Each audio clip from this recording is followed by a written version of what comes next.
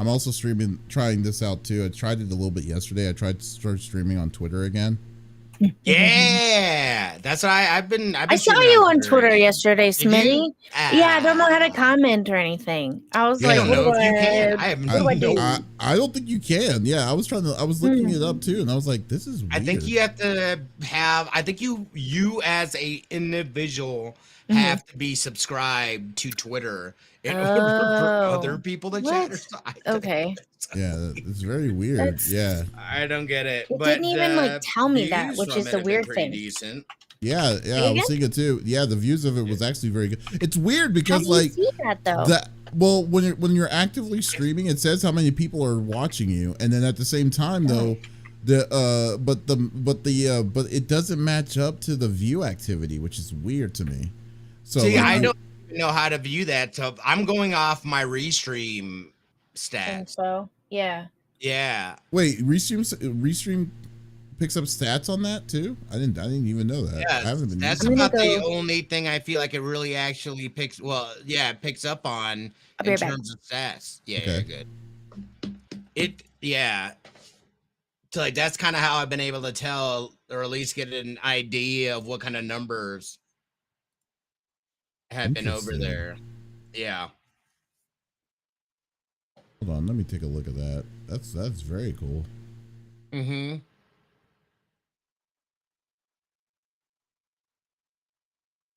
July, wow, they are really like July's being jam packed with a lot of games, man. Yeah, dude. There is a lot. Just in the first week alone, I mean, it's just like, man, okay.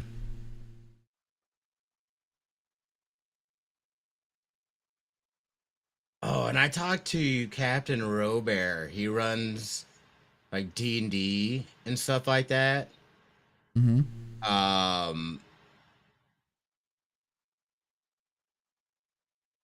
We talked a little bit. I think he talked about, hey man, like, cause I had said something to him like, hey dude, I'd love to get in, because he had posted something about Destiny D&D that they just came out with.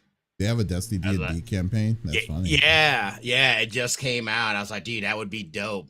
I was like, hey man, if you ever do anything, if you ever need somebody, I'd be more than happy to oblige. If you ever need somebody, lose this number.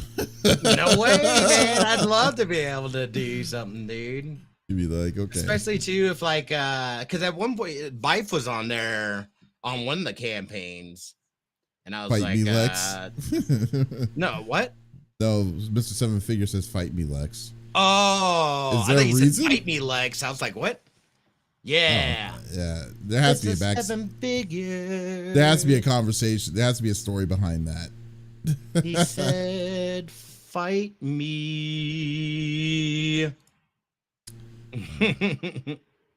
You're good. We are live on YouTube. Are we live on the Twitters? Let me just see. Oh no, it says I was tagged in a photo. I just need an excuse to the emotes. Oh, fair enough. Hey, how's it going, Seven Figures? We are doing good. We are definitely doing good. Yeah. Getting ready for the conversations. Wow, I didn't know a lot of people will watch my V Rising stream on YouTube. That's cool. Wait, what?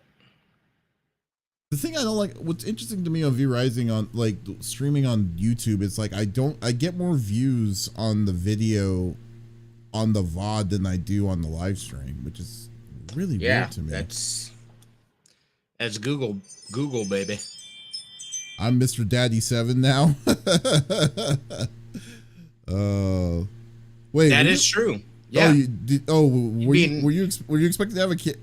You were expecting to have a new kid? Oh, I had no idea. Him and Pixie. When's the last time I talked to Pixie? How dare you? I have not talked to Pixie in forever. I don't know. I didn't even know, man. Well, congratulations, Seven Figures. Is it a boy or a girl?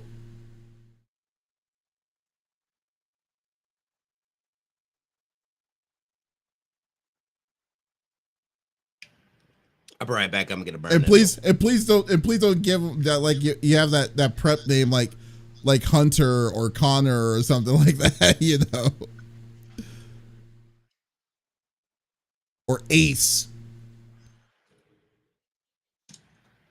Mini 7. That's awesome, dude. Well, congrats, man.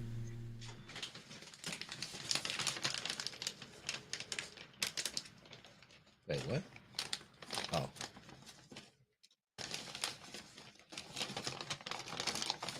Now, what are you folding there? Oh. You got some important documents. Oh, you know the Hunger Games? They're coming out with a new book? Well, they came out with a new movie. Is it No, I know, and that was a book too. This one's called, oh gosh, I can't remember the name. But it takes place, what did they say? It takes place 50 years, I believe, after the first Hunger Games. Like the very first, so it's still before Katniss? No, I'm sorry. This might be, yeah, I think so. Okay, so that's what the new movie was about. Was the one post was after the first Hunger Games? Are you sure it's not the same book? It's not. That wasn't. I know that was about snow and stuff like that. That was the first Hunger Games, right? Oh, okay. This one is about the 50th. Oh, or something like that. Why was there a big deal that happened on the 50th one, or like? I have no fucking clue, bro. Oh, okay. It's kind of weird that they tried to. Yeah, it's kind of weird. Well, she's writing it. Oh, okay. Well, I mean, it's odd. It's like you choose number 50. Like, was there something ideal that happened on the 50th one? Like, was there a checkpoint? There must be something relevant with that, I'd imagine. I have no idea. I'm gonna write a new book. It's gonna be Hunger Games, but it's gonna be the Hunger Games number 37. I'm like, it's like what? It's like why? It's like did something happen? Yeah, I know, right? It's like did something happen that totally rocked the world? It's like nope. Yeah. Like, you know what? I'm gonna be real with you. I have no idea, bro. All right, I'll be right back. All right. Oh, let's see. I calls him Baby G, but his name is Reggie, like me. Oh, that's tight, dude. Well, yeah, that's awesome. That is awesome. So, yeah, I'm sure he's just gonna grow up to be just as much of a nerd as you are, dude.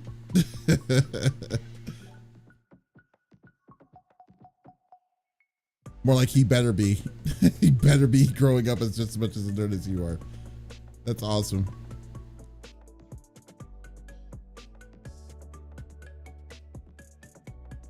Well. Look who is back. Who? You. I know that's the joke. You. Look at Bashir. He's getting so big. He's getting long. He's going to be, well, he's already a small handful already, so. Dude, I can't wait till he's done teething. I noticed he lost 2 little guys with his little front teeth at the bottom. Mm-hmm. However, he's probably lost more since. But he's slowly figuring out that Jadzia means business. Oh, like, don't touch me, or I'm gonna get the hell out of you. Well, earlier, hold on, I did that backwards. I came downstairs. I opened a beverage, and they both were on the kitchen counter because I guess it was close to lunchtime. And I didn't realize what time it was. Speak of the devil, hi Jadzia.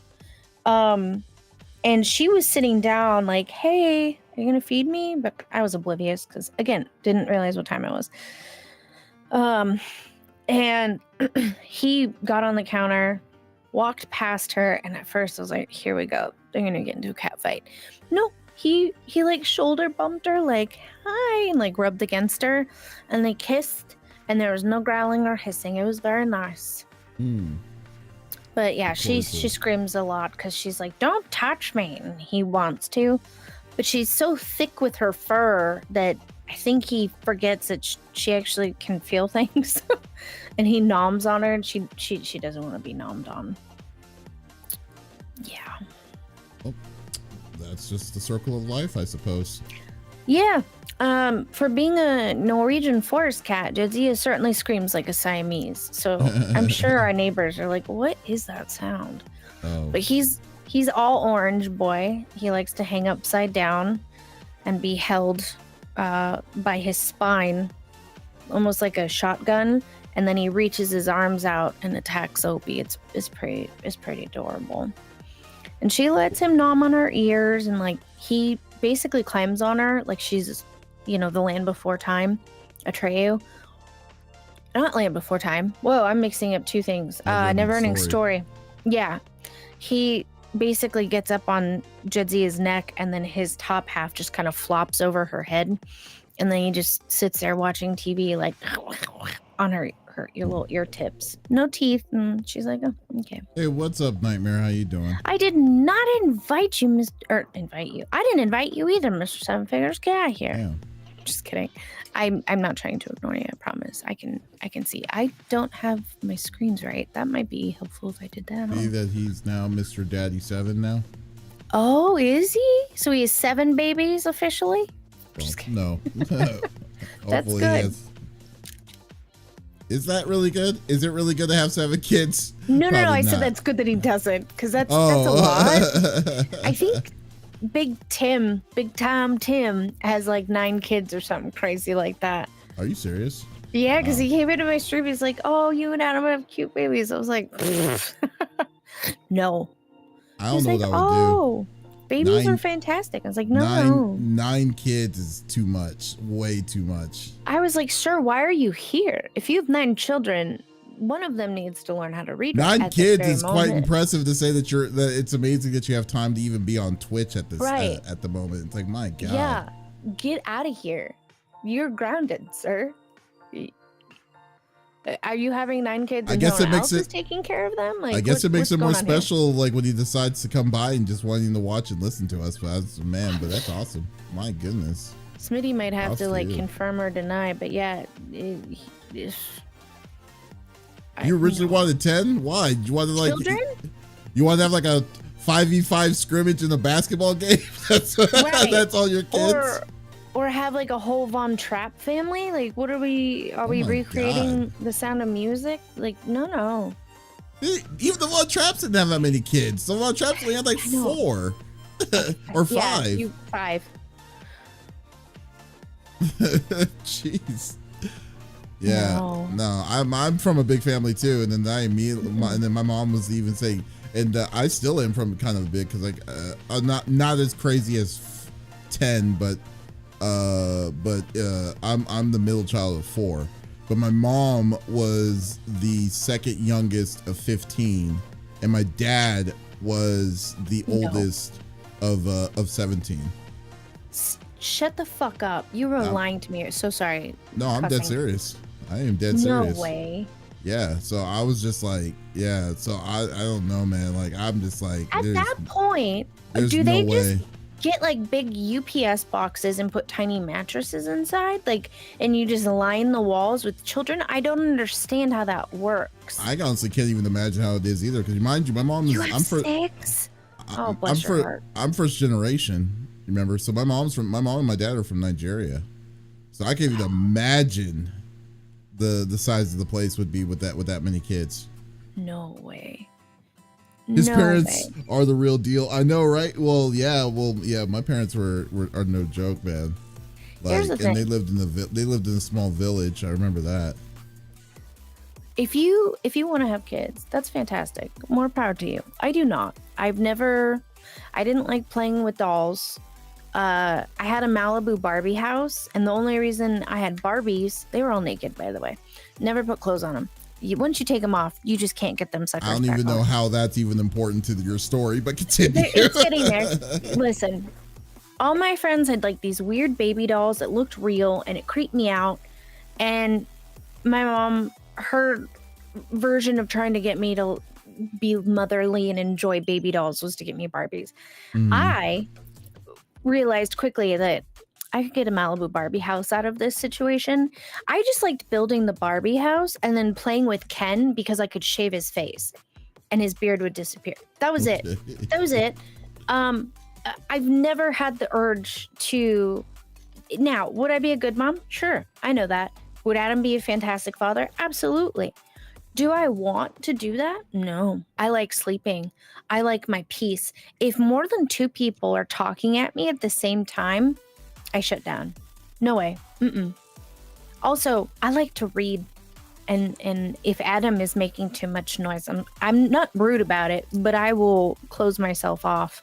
Because, like, he's enjoying his time. Let me go enjoy my quiet time, you know? I'm good. I have tinnitus. It's like 6 people screaming at me at once at different pitches. So I'm good. I'm good. You just want to clear it up. Yeah, that's funny. I'm Bob the Builder, bitch. I don't want children, but if you have kids and you need someone to come build cribs or princess houses or tree houses, I'm your girl. Call me up. But if you want me to babysit, I mean, Smitty's kind of like the exception to the rule because I like his children. Don't call me because I charge like $30 an hour. What did you say? It's like because I like his kids. It's like, I do. Well, that's not true. I don't like all my friends' children. Some of my, well, I'm not friends with them anymore. But I had a girlfriend. She would we would go to like lunch and I would meet her at her house. We'd hang out for a little bit. She'd be like, oh, can I put some stuff? Because I always carried like a little backpack. She's like, can I put something in your backpack? It doesn't fit in my purse. It was like those miniature little wine bottles that you get it from 7-Eleven. She'd put like 6 in there. And I'd be like, Katie, why don't you have room? Like she's a like, because I have, they're like tiny little wine bottles, but they're plastic. That you can get at like 7-Eleven, kind of like a buzz ball, but instead of liquor, it's wine. Like a little wine cooler. I'm like, why aren't all of these fitting in your backpack? She's like, because I've got like 4 more in there, plus my wallet and the kids' stuff. I'm like, great. Wow, you are trying to get I'm sauced. Driving. My goodness. Right. And I was like, and then it dawned on me. I would watch her clean multiple times that we would hang out. On multiple occasions, rather, clean out like empty bottles. And I'm thinking, woman, are you drinking all the time? Yeah. Like, I know. Oh, hi, you! Come back here! Get! Oh, shit. She's gone. He told me that one day he was going to work and he had told me how many kids he had after me. Wow, really? And I'm like, where did he work? I mean, Jesus. He worked at the baby factory, clearly. He answers, I work on the corner of a convenience store, and I told him, you definitely worked at the corner. That is scary. Jesus. Well, and like, listen. 14 kids. Dude, that's nuts. It's like, the way I look at it is like, if you're not like, Mormon to that extent, because, Mormons really love, really are ideal for big families, big siblings, but, like to have a lot of family. For the Mormons, they only need to raise the first 2. And then those 2 take care of all of the babies afterward. But they still have the point is they still have a big family. Like it's 20. Still like they still have a lot of kids and stuff. Yeah. I mean, I don't know how those mothers walk. Yeah, maybe not like the Duggards or whatever, but like they do have like 10 or 15 children. But like, but to say that if you're like on the outside, well, like I probably can only understand why my grandparents had so many kids is because they probably had farms. So they needed more labor hands and stuff. That's the way I would look at it because I'm like, man, I don't know how you could be like, it's like, oh, I'm pregnant again. It's like, oh my God. And Mr. Seven Figures, hey, for only having 1, but you come from 6. I get it now. That's a lot better. But I mean, that's crazy. I was an only child. Most of my aunts and uncles all had like 2 kids each. So I had a lot of cousins. Yeah, no, you're good. I had a lot of cousins and I loved that growing up. It was nice because it was like having a sibling for a few hours and then going home, But yeah, no, I was very much, well, on my dad's side of family, I was not the black sheep, but on my mom's side, I definitely was.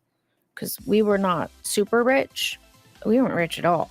We were like normal middle class everyday folks, and my mom's side of the family very much was not, except for her dad, and I would go over to his house and help him with the chickens and stuff, and that was my jam. But no. I don't look. It's great when my friends are like, "Oh, we have children." Like, that's awesome. I'm happy for you as long as you're happy. But that one friend I was talking about earlier, I don't think she was happy with nightmare. You know, I don't know. Some of my friends, well, not Smitty, but some of my friends in the past acted fake happy about having kids. I was like, listen, you don't have to play it up for me. It doesn't matter to me. That's weird. Yeah. Just have the baby. You will want kids? No. Smitty, am I ever going to be a mother of a non-furry? No. Thank you. If you're kidding, yeah. Ain't happening. No. And it's not for everybody. No, and it doesn't have to be. I will fight for the rights of people who want to have kids. I'll fight for the rights of the people that don't want to have children. Listen, you do you. Also, fun fact, pretty sure I can not get pregnant.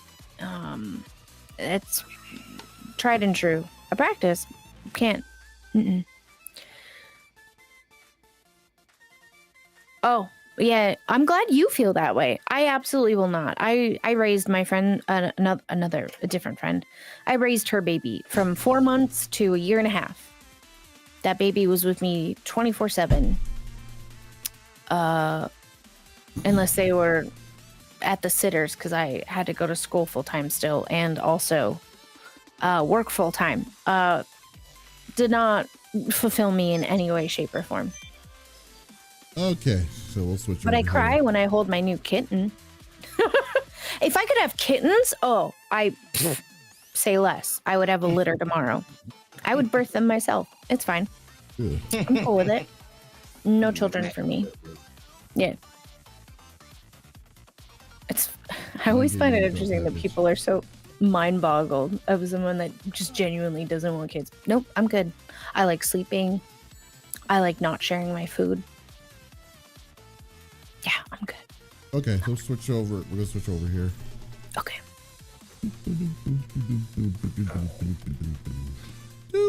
Oh, come on.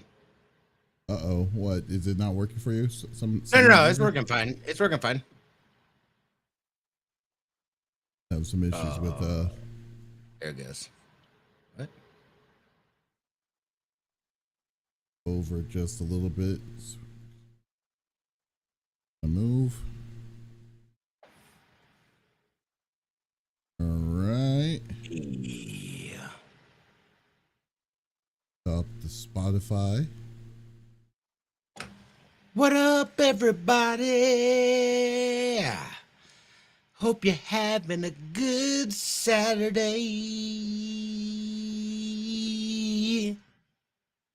All right, here we go. We're good. Hey. What up? Why do I have all these numbers on here? I do not like that. Clear out. There we go. I don't know. Numbers, you say? Numbers on my overlays. I hate when they like. I need to lock my overlays. Oh, yeah. It shows you the different things that you can do. Yeah, I know you're talking about. What is up, guys? How you doing? What's up? Happy Saturday to everyone. What's today? The 8th? Oh, wow. It is the 8th. Jeez, okay. It is. I had to look at my watch because I don't have my medication container that tells me. Did you guys see Valorant comes to consoles? Who cares? I certainly do not. But what I was surprised, but the one thing I was surprised about, I assumed Valorant was already on consoles. I did too. So did I. Yeah, I didn't did even too. know. Yeah, when they Didn't said know it, that I was like, wasn't a thing. it's like, it was only on PC this whole time. Because how long has Valorant been out? Couple of years, several years, right? Yeah, at least at 3. least. Yeah, At 3 least. or 4. Yeah. So, anyways, Yeah. Oh yeah, people still play CS:GO. There's a CS:GO 2 now. It's been a CS:GO 2, right? It's not new. I'll play anything. I don't care what I play on. Yeah. I just can't play on controllers. Well, like anymore. Valorant looks like a game that was meant to be on the console, though. That didn't look like Yes. it was like like that game looks like it was it was specifically made to be on console. It's basically CS:GO is what it is, or like another or an Overwatch. Well, you would think with Valorant, you can't even compare it to Overwatch. Other than the abilities, it plays nothing like Overwatch. It's a slow moving, aim is super hard if you don't know what you're doing type of game. I made a fool myself at a freaking live stream event where our team, Inferno, were invited, some of the players, and dude, I had never played a lick of it. I literally installed it the night before so I could play a little bit, and I was terrible. I was absolutely terrible. Oh yeah, well, it was embarrassing. I'm surprised you never played Valorant. I played Valorant for a little bit. Remember the whole Colonel level? No, I didn't. No, I didn't. What am I? I'm thinking of something else, or maybe I'm not. Hold on. Yeah, remember they had their anti-cheat at the Colonel level, which was revealed because I had installed it. That's right. I never played that because of that. I was like, no, I'm not going to brick my PC. I at the time I did not have money to purchase another one. I was like, no, I'm not going to risk it. Have y'all played the finals? Yeah. I enjoy it. No? It's fast-paced, breakable environments. It's good. I haven't played in a little bit, but because games like that, it's hard for me to, even though you're not competing, you're still competing. I mean, you know what I mean? So like, I can only do it so much. It's still arena, right? It's still is it a 5v5 or 6v6 or what is it? No, it's like a 3v3v3. Oh, so 3 teams of 3. Okay. It's like multiple teams, yeah. And like either one's like objective, or I think they're both objective based. But like one you have to do like where you have to sit on the money as it deposits and defend it. The other one is just grabbing it, and it's a quick deposit, and you just rack up, and whoever gets the like 65,000 or something like that wins. I've been enjoying X-Defiant. That's not bad. It's a little clunky, and that's mainly because I want to be able to bunny hop, and you really can't. But I like it. I've been digging that as well. That's what I was playing before I started grinding Destiny 2 again. So, and that's free to play with Ubisoft. Wait, do you have to have the Ubisoft Plus account or whatever, or Ubisoft Connect or whatever, or? You already know you gotta have their stupid ass launcher. Come on, buddy. I'm not doing it. Come on. I know. He said I ain't doing it. Well, here's the thing. It's also crossplay as well. And it is free to play on consoles too. Yo, that's why I don't want to play the Division 2 anymore, because of that stupid Ubisoft Connect.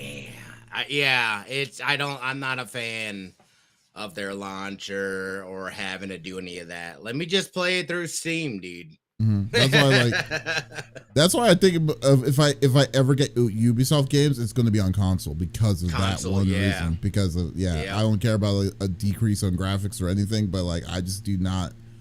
That Ubisoft Connect is so much garbage, it's not even funny to me. Like that's why I got Scott Pilgrim on console. I was like, I didn't want to, but I do have it. I do have a PC version of it too, but staying, dude. No, I'll always going to play that thing on console. So, anyways, but guys, welcome to episode number 222 of the CFG Gamecast. Hey, welcome as always. Welcome back. We are currently live on Twitch, YouTube, and on Kick, and now we are also live on Twitter. So if you're wanting to follow us on Twitter, it's the CFG on Twitter, and that'll be awesome. But guys, as always, we do this is a weekly podcast with my 2 awesome co-hosts, Lex and Smitty. We make this as interactive as possible. So whatever we talk about, we love the outside interactions on this podcast. So definitely just type in whatever you're thinking about, whatever we're talking about. Love to discuss it with you as always. So let us see here. Oh, Smitty, we're gonna ask you about Big Tim. Big Tim has 9 kids. Yes.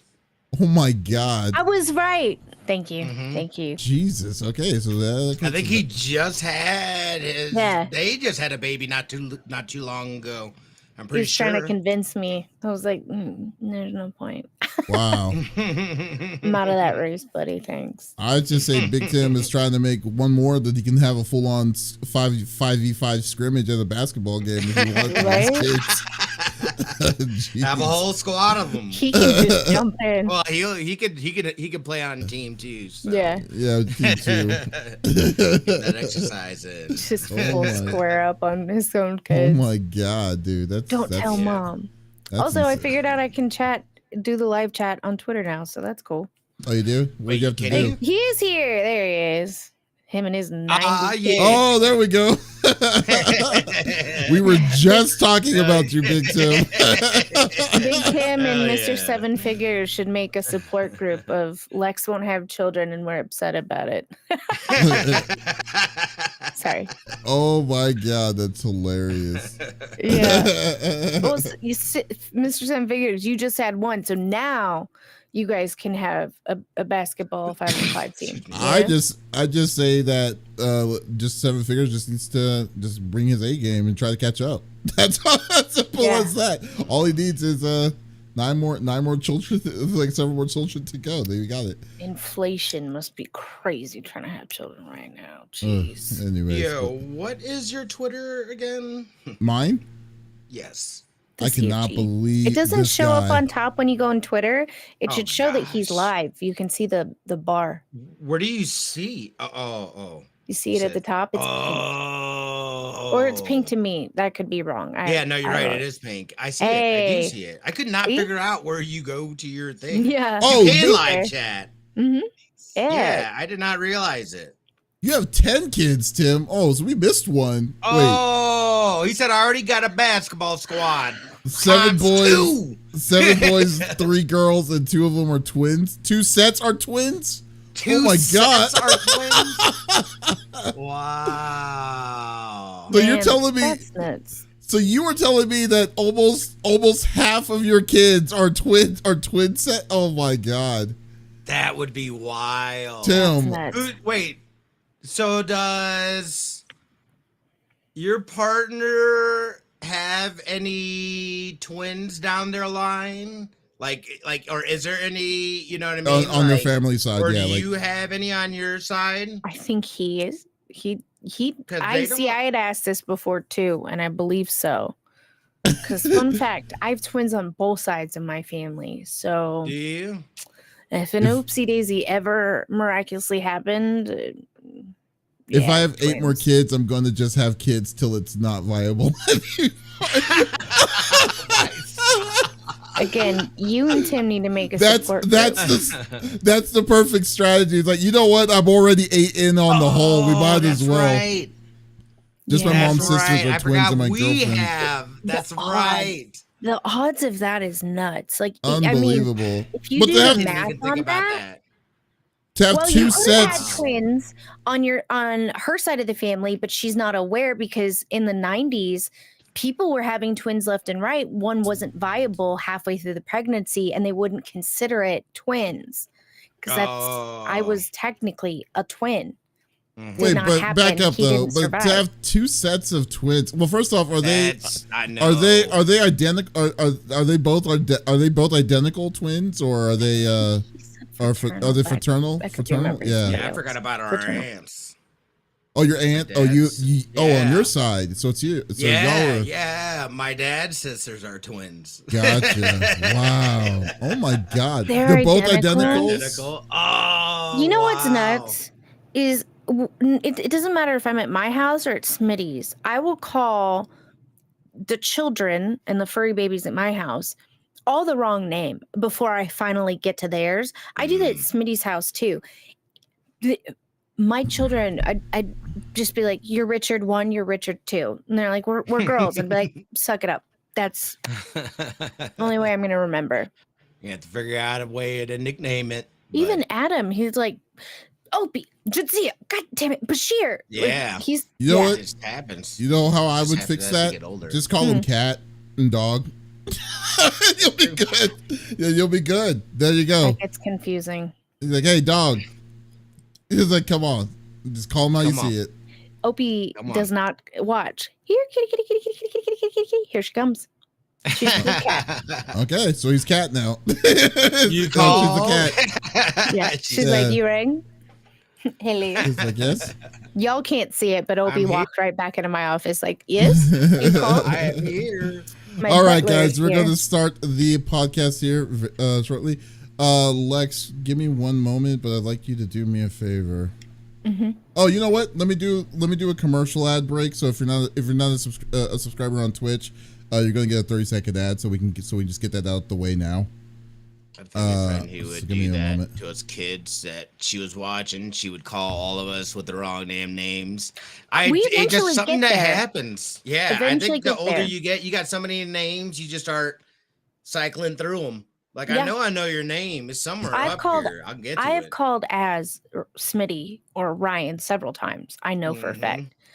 That's I hilarious. get intense side eye. I'm like, You I know. know your name. You Yeah, I'll know get that there. He'll call you out on it. You know what though? I mean, but Big Tim has an excuse though. Tim has 10 names that he has to go He with. just needs to number them one Out of the through 10, 4 of them are going to be like 2 of them are 2 sets are identical. So that's like if the so oh my god. Yeah. But as a parent, like after the first 12 weeks of them being alive, you can tell them apart, you know? Like one's always got the sassy faces that they make. Yeah. Like all kids make different poop faces, similar but different, you know, and you catch onto those little tweaks and hints. Are you watching them poop? But sometimes I'm sorry, should I just leave them? Yeah. Here, I'll set you down and I walk away. Leave them a $20 bill and then walk them away. It's simple as that. They'll figure it out. This, right? Yeah, there you go. You can change your own nappy. I mean, changing diapers is I don't like doing it. Yeah, I had a family Why would you have to friend pay the baby? You're helping the baby out. You're letting the baby know about the value of money and of goods and services. You sit in that dirty nappy for 3 hours till your mom gets home. Here's $20.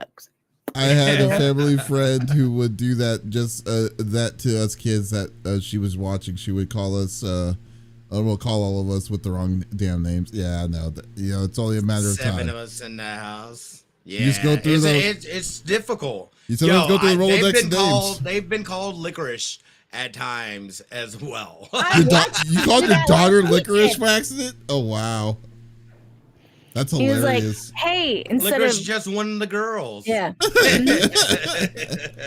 Adam's called me Oki several times. Yeah. That is hilarious. I will have to say. No. You go through the list. Again, remember licorice before the daughters? Okay, anyways. Yeah. No, you're missing an operative word there, Mr. Seven Figures. She loves other people's kids. No, Yes. I just like yours. Again. there you go. Never mind. Fix that sentencing. He said, I'm good at pretending I like other people's children. Jesus. Yeah. Okay, well. Damn. It's good Except to yours. choke a kid out. Bring it all out on a random stream. I've had 4 brain surgeries. Ain't no way I'm having children, sir. You know how dangerous it is to be pregnant? Oh my God. It's terrifying if you look at the statistics as a woman. Yeah, that's true. How any of us survived in the early 1900s and 1800s is crazy.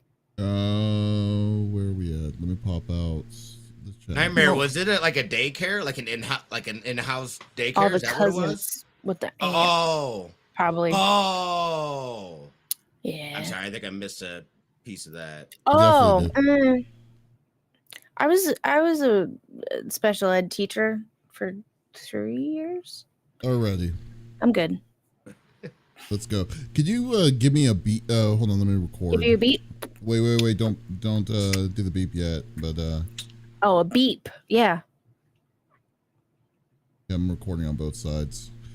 It'll be easier for me to get the noise from the clip. Okay. Can you give me a beat? Ready? Here we go.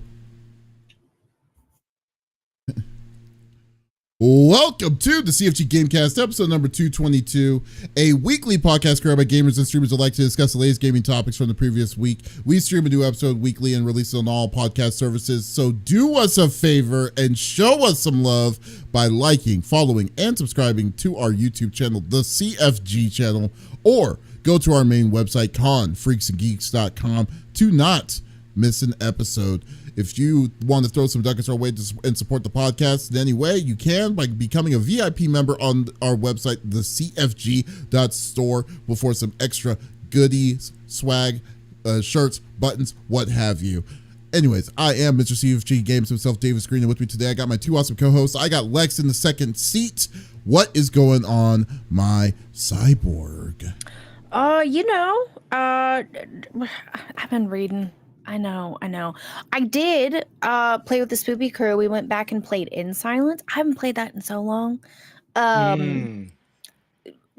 Okay, so update for a lot of people who are interested in mine chromas. With games that are super dark like In Silence, I can see better. I do still have to turn my gamma way up. So do I need to find my monitor filters again? Probably. Which are if you don't know, they're basically like gels that you put over your screen. You just like flip them back and forth. They're pretty great. But the new map, I think we were in Russia. Correct me if I'm wrong, Nightmare. But you're in this like very cold environment, and you don't only see your breath, like you see like a mist of like snow, maybe is what it's supposed to be. That is not what it translates to my eyes. It was very difficult for me to navigate that map. Yes, Russia. Thank you, Drago. To get the helicopter fixed, I could not see the scraps of metal for a hot minute. I wish games where you're having to look for an item this big on a piece of floor would like highlight it a little bit for you, just give you a little help, but yeah, as far as gaming, that's kind of all I did this week. I was reading. I'm in the throes of another Sarah J Maas series called Throne of Glass. It's really good. Also been teaching a little dude how to behave like a proper gentleman. It's not working yet, but he does know how to sit, which is great. That's kind of and he can circle, but that's it. That's all I got for you. I was very boring this week. And DBD apparently is what you also played, so there you go. Yeah. Oh, I didn't. I missed Tuesday because I had friends in town. That's right. I did have friends in town. I've talked about this particular friend. He's kind of famous on social media now. His wife, I'm friends with her since like middle school. Well, and him. They were in town, so we got to go eat dinner with them, which was fantastic. It's really talking about. Holly, and then her husband Tyler, he has downcycle.com. Yeah. Which I was trying to get something for you. I bought some stuff for Adam's birthday through him, and it put me in a drawing for a painting called The Renaissance Men, which was a Ninja Turtles painting. I was hoping that I would get it for you. I lost, but it's okay. I'll try again. That's right. I appreciate the thought. I know. I was like, dang it. But yeah, it was great to see them. It's really nice to catch up with an old friend. I have time in my life now to invest in friendships that I've not let to the wayside. But, time happens, and high school is a long time ago. And so you live in different states. It's hard to keep up with friends. But now I have that extra time in my life to catch up with people, and it's really nice. And it's nice having a non-toxic friendship. She gave me the most beautiful box of like curated birthday gifts because we're both in May. I sent her some stuff. She brought hers with her, and it was really sweet. It was really nice. So I was happy to see them. Hey Lex. Yeah. Do you know the person that can't wait to watch the 50th version of the Hunger Games? Oh, Sunrise on the Reaping. Wait, what? His name is the 5-star general of the itty bitty Smitty committee. I got Smitty in the third seat. What's going on, my dude? Yo, it has been a long week. Destiny 2, the final shape, came out on Tuesday. The servers were terrible, but I've got to say, they stuck the landing, and I can confirm that I bawled like a baby. Well done by the team over at Bungie. The raid, the world's first raid got completed 18 hours, 51 minutes in, making it the longest day one raid in the history of raids, which unlocked a separate mission, which was, again, no spoilers right now. I'll let people go in and do it themselves, but let's just say, they did it. I felt like they stuck the landing on this, other than the server issues. So I've been tired. I mean, I was up till like 2 or 3 last night. I started at like 9:45 playing. We at least got through the first encounter on the challenge mode, so I felt like we at least accomplished something. The first encounter. Okay, first off, it took us what does that even mean? Hours. So there's 5 encounters in total. Yeah, how long was the first encounter? What, the third kind? Like what? What? The first boss. Oh shoot! Essentially, just the first boss. Yeah, the first. Yeah. Yeah. How many? 9? 10 hours. There's no way. No. Well, there was a break. There was a decent break in there as well, but we were going. We finished at like 1:30, 2 o'clock last night, or this morning rather. This is what we at least felt we accomplished something. And you got to remember, these first 2 days, this is challenge mode, so it's way harder than what the normal raid is going to be. This is the but here's the thing though. This is a funny thing to me. So yesterday when Smitty was doing it, Smitty decided, oh yeah, let me stream my my adventures in the raid, and he started early. Like he started what time did you start? Like 11? 9:45. 9 your time? 9:45. Okay, yeah. So I was like, oh, he's streaming today, so it must be 11 your time. It must be raid day. Yeah, yeah. So I was like, okay, cool, let him do his thing. So I didn't get on stream until 4 my time because of the Summer Game Fest, and he was still streaming, and I was like, oh, okay, so they're still raiding. I was like, I didn't think nothing of it.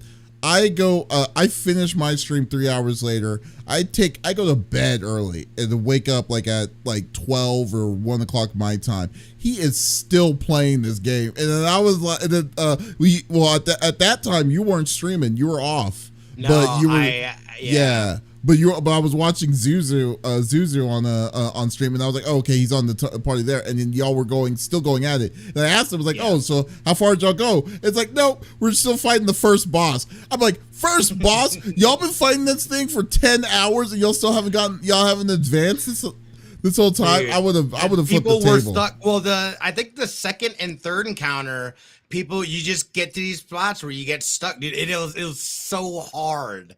It was so hard, and the first 2 encounters alone are time based, so there's time mechanics, and it just wipes. Oh no! It was brutal. Okay, but here's something I don't get: why is it so important to finish it that day? Is I guess what was the there's like a special number one. There's a whole world first race. Yeah. Okay. So you didn't know this? Usually, I knew that. Yeah, people use it with their clans and stuff like that. They'll have people that'll run through raids and stuff like that. So, it's just, especially within that, think of it like an MMO, is how they treat it.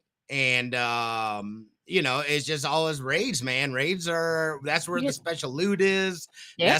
That's what continues the story. And it's a big deal. No, I understand. They've made it a big deal. You get special stuff you get special stuff for being the first one too. I understand that, but y'all even said prior to that y'all weren't really aiming for world's first. We knew we couldn't. Y'all knew y'all couldn't do it, but y'all weren't going to do it. We couldn't. But there was a time where a lot of people were stuck on that first level. And it's just getting the mechanics and then staying alive, and because that's the other thing, you only have 6 revive tokens. So as a team, did you guys die and have to start over a couple times? They've been on the line for 10 now. You get a checkpoint. Okay. I was like, wait a minute, are there no checkpoints? Because I would be so pissed. I would step after each encounter. I'm surprised that y'all nothing was damaged inside your room or something at this point in 10 hours. That's all I'm saying. Right? Because dude, if you've raided before, you know what to expect. So, yeah. I would never expect to do a 10-hour session of this. Yeah. On a challenging, it's gonna be way harder than what the actual raid is gonna be on normal levels. So you just want to see how good you are. And how many hours did it take the first team that succeeded with all 5 encounters of the third kind? How long did they say how many hours it took them in total? 18 hours, 51 minutes. Officially the longest raid in Destiny history. Oh my God. The one previous was the Last Wish, which took 18 hours and what was it, like 20 something minutes or something like that. So that's just atrocious, dude. Seriously. No, that's amazing. That's great atrocious. Job. Great job on creating something that because that's been a complaint in the past, is that there's been a couple raids that have been like maybe a few hours or a couple hours. Like this was like brutal. Like this is like test your might.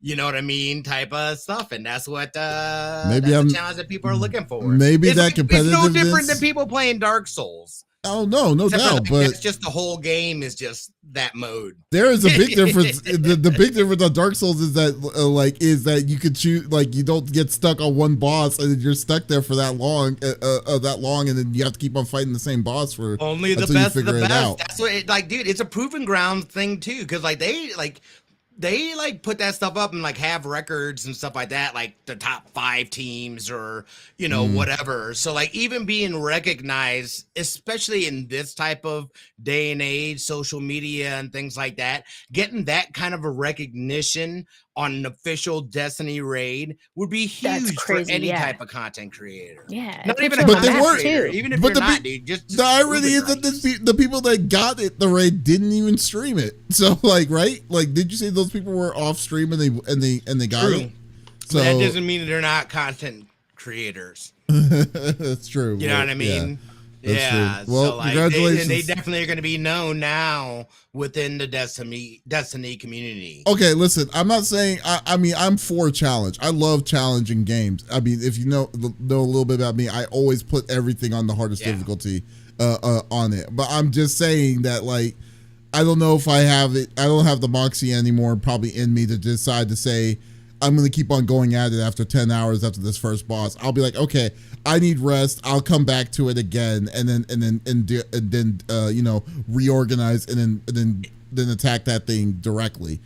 I just can't do 10 hours straight. Be the last time that I raid like that. I won. You know what I mean? I've done it. Only 3 or 4 other raids have I ever been a part of a team for world first race. And it's just getting that challenge, and that's part of the thing. A lot of the time of the game is spent being overpowered.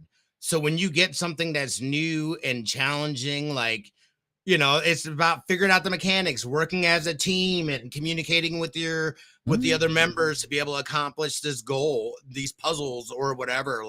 That's the enjoyment out of it, at least for me. I know it's not for everybody. Yeah. But I didn't understand that until I played Destiny. Right. But it's very much an MMO thing for sure. Right. Well, that's cool. Hey, you're definitely getting your time and your money's worth for it. So there you go. So, but yeah, that's gonna be cool. But anyways, as for me, man, I've been I've always been busy. I'm still, it's funny, I'm still stuck on that same damn boss on V Rising. I've tried everything on this thing and I can't even deal with I cannot beat this guy. This guy is just really annoying to me. So I decided to take a break. Then I decided to start looking after looking at some stuff for Summer Game Fest from yesterday. Then streamed Summer Game Fest. The only thing I streamed previous week was Summer Game Fest. But I am also going to be streaming the Microsoft conference tomorrow as well. So we'll see how that's going to go from there. So it's going to be cool. Dust, you said, I remember when Sweater first dropped and spent 10 hours on the first end game raid, and the whole group was like that. This was short.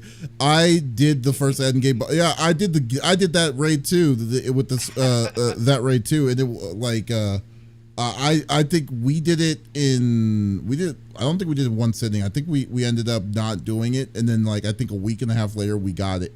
We were able to get it, but like, yeah, we were sitting down, we were messing around for about 4.5 to 5 hours, and we're just like, we're not getting anywhere. We just need to improve, get better equipment, which we did, and then knock that thing out, or knock the series out, because it was the thing was a little confusing initially. But then that sucks us too, because Sweater was that was the only raid that Sweater had at the time too. So for like forever until the expansion came out. Yeah, but those were the days. But anyways, I know y'all don't want to talk about raid strategies and then wanting to see how long it took us to beat these things. So let's go through the normal rigmarole that we like to do each and every week. So each of us chooses a topic of discussions in the world of video games from the previous week. The topic would or could be a game itself or something that happened in the gaming industry. And we don't want to talk about it amongst ourselves. We want you, the listeners and viewers on Twitch, YouTube, Kick, and now on Twitter, to be a part of the conversation. So if there's something you wanted to chime in about on whatever we talk about, we always leave that open. Type it inside the chat. We'd love to discuss it out with everyone that's listening, and we will go from there. So anyways, I will go first. I know I didn't tell y'all the order this time, my mistake, but I'm pretty sure you assumed this was going to happen, but still, yeah. So I was going first, and I'm going to talk about the Summer Game Fest. So yesterday, Summer Game Fest happened. It finally happened. Rest in peace, E3. It's weird to see, like, now the big dog now is SGF. And stuff. So they came in. They had for 2 hours. I mean, this was a 2 hour event. For 2 hours, they were actually pretty good on pacing themselves on the amount of game announcements that came out this year, which was pretty cool. So they had a lot of different games. They had a lot of different kinds of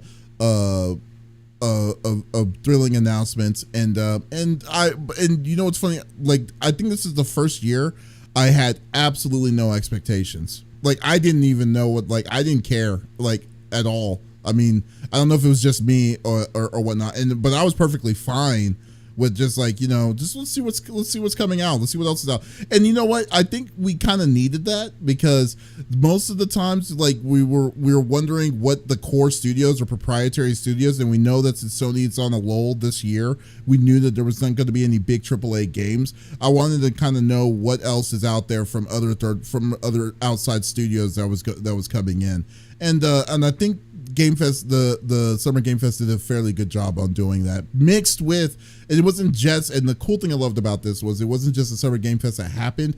Also, like, immediately after that was Day of the Devs. So we had like a lot of different kinds of dev showcase, and then earlier today was a PC showcase that lasted about an hour and a half, which was really cool. So there was a lot of different little shows that are happening, and then tomorrow is the exclusive Microsoft showcase.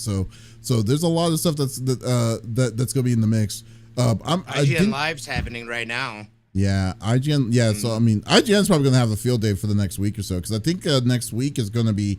Did Nintendo announce a Nintendo Direct? I'm not sure. I if haven't seen anything about a Direct. Me neither.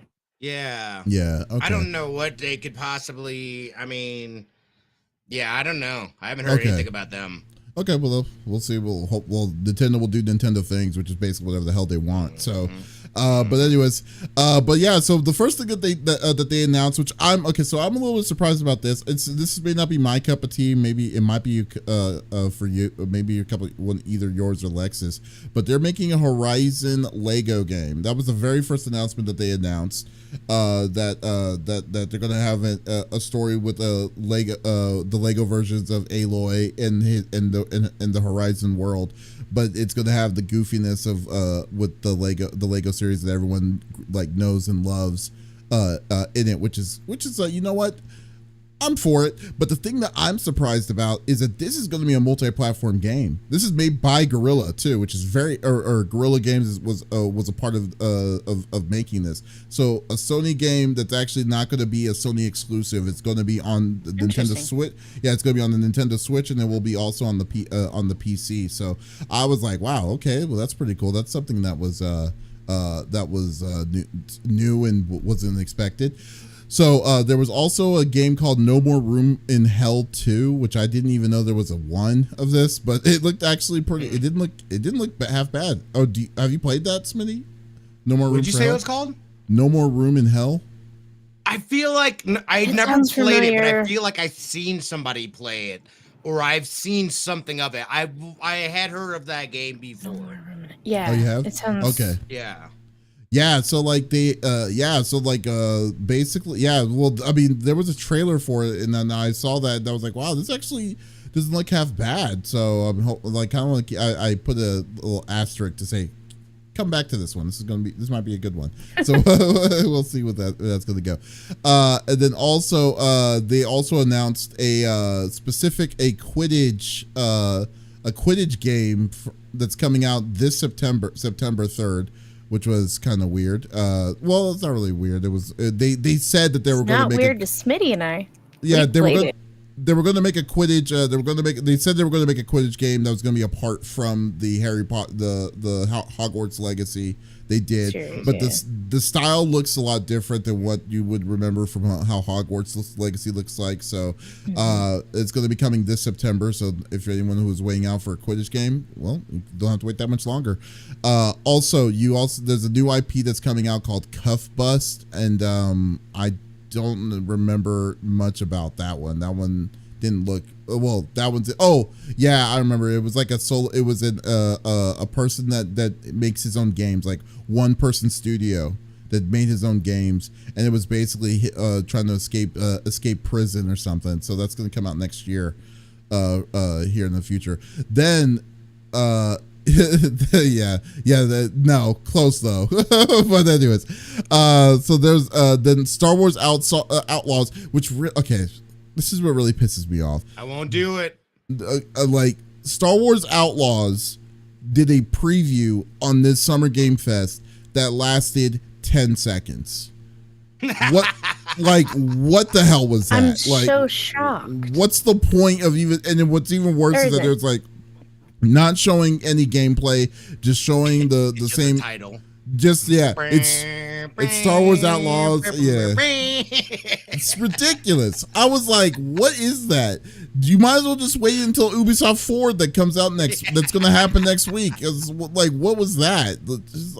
Anyways, stupid wasted. Forget about us. Wasted everyone's time with that nonsense. I was just like, oh god, dude, come on.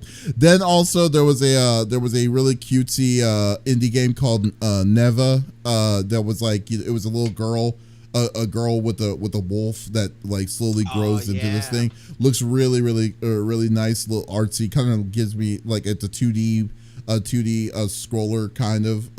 So that one was pretty nice. But one of the things that I think I think people are missing out or is really haven't said anything about is Civilization 7, the official announcement of Civilization 7. Because man, I don't know if you're not. I don't think you've ever really played Civ. But are you talking to me? Yeah, you don't know Civilization. Are you freaking kidding me? You know what's funny? Okay. Here's the thing about Civilization, and this is the funniest thing about Civilization. Civilization is one of the most popular IPs that no one knows about. It is so freaking weird. I love Isn't Civ, it weird? dude. Yeah, I played Civ since back in the day. RTS, strategy games, all that stuff are my secret.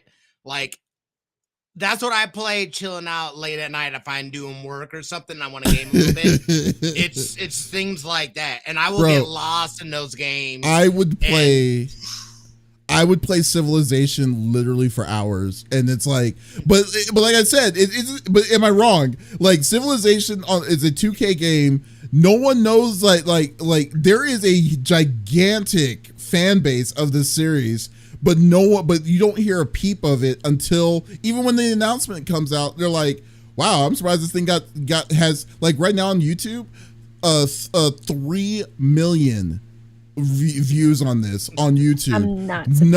Number 8 on trending right now, and I'm like, but it's funny because it's a game that no one ever talks about, because you always remember like the God of Wars, you remember all the other stuff, craziness, but no one says, oh, you know what, Civ 6. Like, or anything like that. No one says it. But no, I love Civ, dude. Civilization 7. And then they also showed, and then Sid Meier's himself was talking about it, which is freaking amazing. I thought he passed away a long time ago, but no, he's still kicking. I didn't know that. Yeah, I thought Sid Meier's was somebody, like, just somebody from the past. Like a person. Like, I had no idea where that came from. Like the Johnny Carson show? Yeah, you know, like oh yeah, Sid Meier's sounds like he just made the name off the cuff, like without them coming out. Exactly. It's like that can't pass, but that's got to be like a fictional person, like Mark Twain. Mark Twain was a real person. Hold on. But oh my god, right, Mark Twain. Yeah, like all the imaginary people, like Abraham Lincoln and Malcolm X. Yeah. I don't know reality you guys are living in. I've heard of that comic book. Yeah. So all these fakers, you know, just all these people. Yeah. Just like Paul Bunyan or something like that. Yeah. So, do you have a buffalo or something? Babe, Big Blue, Babe the Ox. So Civilization's coming out. There's no date on when Civ 7 is going to happen. If there is going to be it just said it's coming in 2025. So if it's coming in 2025, Smitty and I, we're definitely going to have to play it, dude. Oh, I'm definitely going to put it on my wish list. Yeah, this game is it going to be on Game Pass? I didn't say. It's way too out. It's not coming until next year, so probably might as well just forget that it even exists right now. Oh, that's exactly what will happen. Yeah, so that's exactly what will happen. Yeah, so there's a lot. I mean, there was a really cool thing. Oh, there was another game that was also very interesting that I was wanting to play, and it was called Black Myth Wukong, which was basically like, you know, Sayuki Journey to the West, that kind of story. You're playing Son Goku, the Monkey King, in this one, and then I remember seeing that. Yeah, so the coolest thing about that is that it is going to be this game is going to be it looks like it's going to be a Souls-like game. It's going to have some pretty cool stuff in it. I can't wait. It's coming out August 20th. Here's the thing that doesn't make any sense to me about this game. So the physical release game is going to be they're going to have a physical release copy of it. Perfectly fine. If you want a physical collector's edition of it, you got to get the PC version of the game, and then the PC version will come with the steel bookcase and then all the extra tchotchkes that they usually like to do in these collector's editions. And then there's a statue that comes with one of these collector's editions that marks the price up to $400 in this game for this game. Yes, and I'm for Civ. No, this is for the Wukong, dude. The Black Wukong. A brand new, sorry. Yeah, a brand new IP, man. Like, I'm just like, wow, dude. Y'all are going that ham. So yeah, so that's happening. To whatever. One that I'm actually interested in that I'm looking forward to checking out is Space Marines 2. For the Warhammer series. The first Space Marines came out about 10 years ago, like 2011, I believe. This is the first time that it's coming back. It's a 3-player co-op play, so you can play with other people and stuff. So this was going to be really a really cool one. I don't know what it is, but I feel like this is going to be something that would be interesting to check out, because like I'm not even a big I'm not a big Warhammer. I don't know anything about the lore about Warhammer very much, so let alone space what's called Space Marines, but I've always liked how they looked, especially when you see people cosplay them and they're with their stilts because they're like 12 feet tall 9 times out of 10. I believe they're 16 feet in the game, 16 or 17 feet tall. Yeah, I mean, these things look like freaking like human transformers, you know. essentially. Yeah. So Warhammer 40K. Yeah. So like this game is, well, this theoretically out of all the Warhammer games, because Warhammer spreads themselves thin when it comes to IPs. They have like different companies always making a different game of them. Space Marines is the Space Marine game is the most popular one. It just took them over 10 years to make. So this one's so I'm definitely going to check this one out and see how this is going to go. If I can find some other people to play it too is another thing though too. So we'll see. Well, and Dust will get it the second it comes out for sure.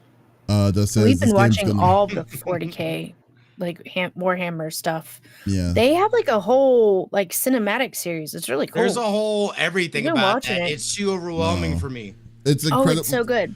There's it's just such a big lore. Like there's like the one about like saying like, yeah, there's like a job where you're going to die because you need to put the radioactive engine inside the ship. The ship, so your position is like when you go in, it's like you're not coming back out. And I'm like, wow, you think they would find a better way of using fuel resources instead of having humans to do it? I mean, use machinery or something. Anyways, I digress. So during that time too, on the Summer Game Fest, also the creators of Persona 3, 4, and 5 came out. They discussed more about the upcoming game that they're bringing in this fall called Metaphor ReFantasio. Apparently it's they were going to be doing something about this game. They did show a little bit of gameplay. I'm not going to even show the video of it because it would waste anyone's time. It was like 30 seconds of a view of it, but it was literally like they did explain that there's going to be job classes. That's how you're going to learn. Like so there's going to be different classes. Like you'll have a gunner, tank, and stuff like that. Metaphor, yeah, it's an RPG. It's an RPG though. So like so this one this one may not be up to everyone's alley.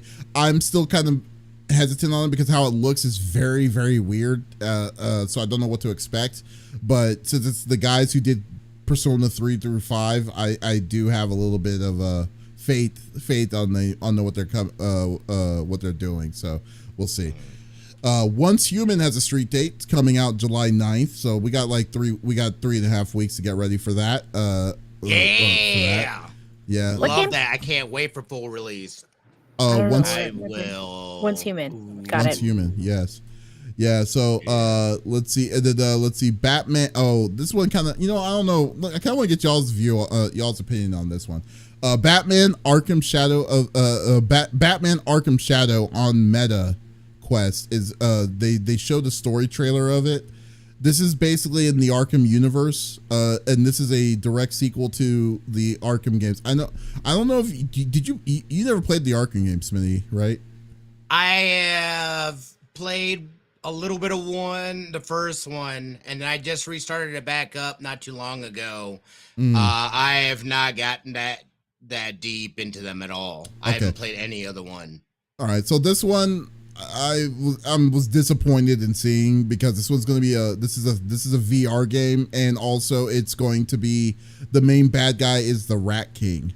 So I was like, that's a C class felon, that's going to be holding up in the game, that let alone in the Arkham universe that everyone knew and loved when people were growing up to seeing the series, and then you're putting it on a VR of all places and stuff, and to see and see what's going to do. I feel like this game is not going to sell. And that's why I find it very disappointing. And it's made by Rocksteady too, which is even like, wow, it's like more insult. Oh, it's a Rocksteady game? It's a Rocksteady game. Yeah, Rocksteady's making it. So I was like, yeah, I don't know. I'm a little bit disappointed in it, but that's what it is on that. There's also, let's see, Street Fighter 6 did an announcement of their Season 2 DLC players. They had Bison, Terry, Terry as in Terry Bogard from Fatal Fury, Mai Shiranui from Fatal Fury, and I'm missing one. Oh, Elena from Street Fighter 3. So they had an awesome trailer of Terry Bogard and stuff, which is going to be the first time ever for Street Fighter to bring in an outside character from another fighting game into a Street Fighter game, which is going to be rich as cool. And if any of them, Terry Bogard, Mai Shiranui, perfect choices on this. People were kind of 50-50 with Elena because Elena was super annoying in Street Fighter 4. But but I'm like, okay, but we gotta get good and go through those shenanigans again. So that's fine. And Bison looks like freaking awesome. It's like I just cannot wait to see how it's gonna play. Am I gonna play him? Hell no. I hate playing Bison. So we'll see. We'll see where that's gonna go. Yeah, man. But yeah, so we got all of that, dude. Like, there's just so many freaking craziness that was happening with it. They had a really cool animation of it. Then they also did an announcement for Fatal Fury as well. The new Fatal Fury game, City of Wolves, with B. Janet was one of the characters that they just announced, and she's going to be coming back because she was in Gairu, Cry of the Wolf, in the original one, and now she's coming back again in this one, and she's going to probably kick some crazy ass as always. So yeah, there's just like I said, just a ridiculous amount of different kinds of games. I'm not gonna go through all of them, but just real quick, there's like two or three more I'll go through, and that's it. But the last two, like Alan Wake 2, they've announced that they're going to be releasing physical collector's editions as well, and then starting today, the DLC to Night Springs is officially out, so you can actually go out and get Night Springs, the Night Springs DLC, and DLC is a little weird, we'll admit. So because it's going to be, they said that it's going to be episodic right now. The first DLC set is now 3 episodes, and it's scenario based too, which is very weird. So I don't know what to expect on that, but it's kind of like how the game is, though. Yeah. So I mean, that's going to be really up your alley, Lex. To be honest with you, because I think you're the only one between us is doing something with it. But is she though? That is true. Listen, I don't. You sit down, sir. Sit down. How many games have you started and not finished? I don't want to talk about it. I had one game that I started and haven't finished. Sit down. You've got like 500. I don't want to talk about it. You've been waiting for Alan Wake. I know. For so long. I know. I know. Okay, listen. Right. I got the new computer. I had to restart, and then I'm taking a mental health break. You sit down. Okay, so the First Descendant really has also official release date July 2nd. It's going to be coming here very soon, which is going to be, I think it's going to be wild when that game comes out. So we'll see how that's going to what happens there. Also, Power World also announced a new, like, they did a lot.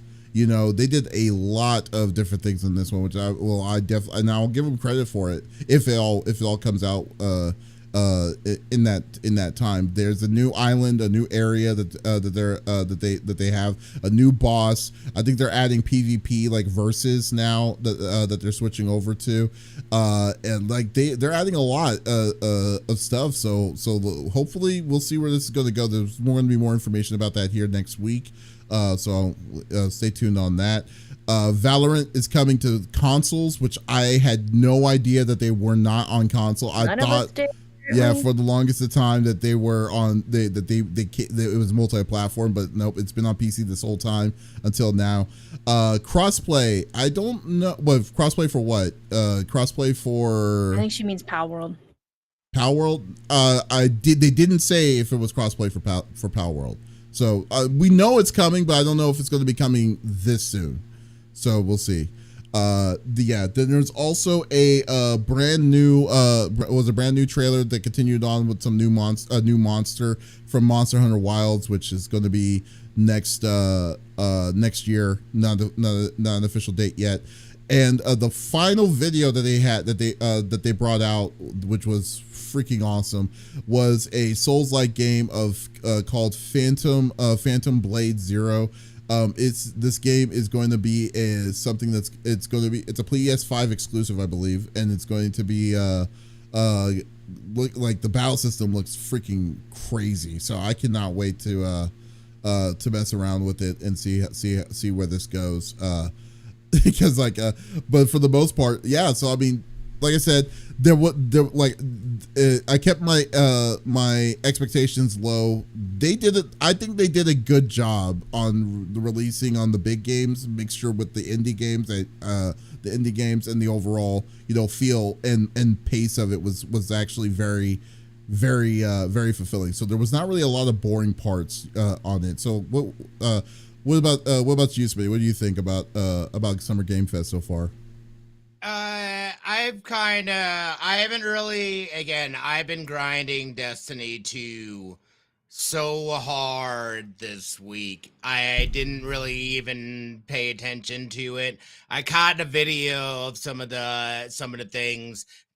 I caught a little bit of Day of the Devs. I thought it was, it is what, again, there's a big difference I feel in feeling wise between E3 and Summer Game Fest.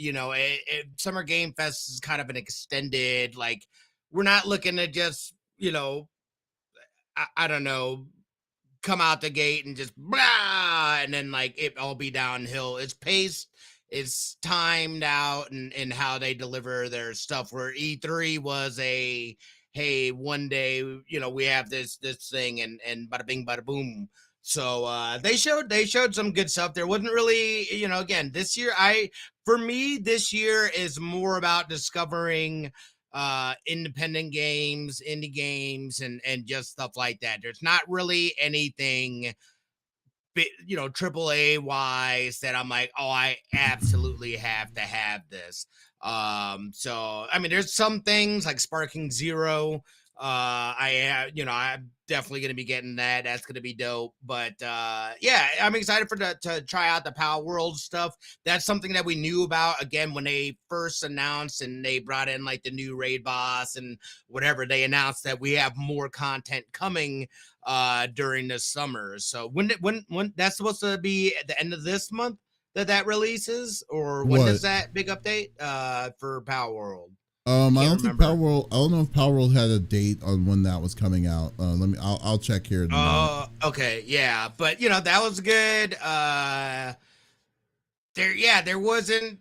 It's funny that he said that stuff about the Batman VR, because I thought it would actually be cool to be Batman. I am the Knight. I do. You know what I mean? I do also like the Rat King story. I might be like one out on the wind here with that one, but I was kind of excited, and then I heard meta, and I was like, oh man. Yeah, I mean, everyone had like a weird gasp on it. It was weird. It was actually kind of fun. It was actually kind of funny though too, because when they announced it, the people are like, they were happy, they were psyched to see it. They was like, oh, it's going to be on meta, and they're like, oh. It was like, just, and there goes all the air in the room. Just deflated, It's like, oh god, here we go. Well, for me, the big things really that I'm looking forward to is Once Human. If you know me, I've played it, in the testing phase and stuff like that. So like, I love it as a survival game. The story is fun and interesting. There's a lot there that they can do with it. So I'm excited for that. And the First Descendant. I played a bit of that I missed the last test that they did, but I was a part of the previous test. And like, in terms of looter shooters, it felt like it checked a lot of the boxes off in terms of there being an actual story, the loot variety that I was getting. I don't know. Again, you don't really know about how good a game like that is until you've gotten to the end game, and then you're doing the loop and seeing what the loop's about, or how fresh, they deliver content, having some sort of roadmap or whatever. So I haven't looked into it. Now that I have an official date, I can start putting my mind on it and like, all right, let me look in and try to plan some stuff out, because I really enjoyed the game. Yeah. So yeah, overall, cool. it was solid. I'll check out the Microsoft stuff tomorrow, and I'm just catching videos, just kind of recapping whatever they have. But I don't feel like I have. Like, I don't feel like I'm missing anything not watching it. I can catch a recap. Power World. Oh, the update of Power World is going to happen June 27th. So, so far they said that.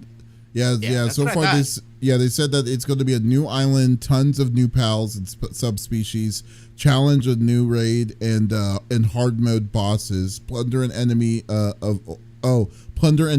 oil rig, expanded buildings, new level cap, and more. Xbox dedicated servers. So I don't think crossplay is happening. Not yet. I don't know. So, I thought that meant that maybe it would be, because that was the issues, that they didn't have dedicated servers.